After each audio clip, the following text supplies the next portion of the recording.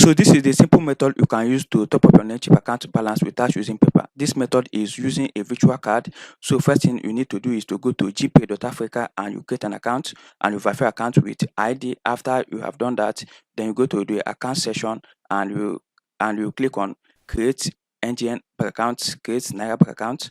Once you have done that, you go to your other local bank like First Bank or UBA, etc. Then you transfer money from there to your 𝗃𝗵𝗿𝗶𝗃 NGN wallet using your account details that was provided. So once you have funded your wallet, the next thing is to click on card section and you create a virtual card and you fund the virtual card with the amount of money you want to top up inside your Namecheap account balance. So once you have done that, then you go back to your Namecheap account, then click on top up account balance and you select card option, then you fill in the virtual card details inside there and you top up your Namecheap account balance successful.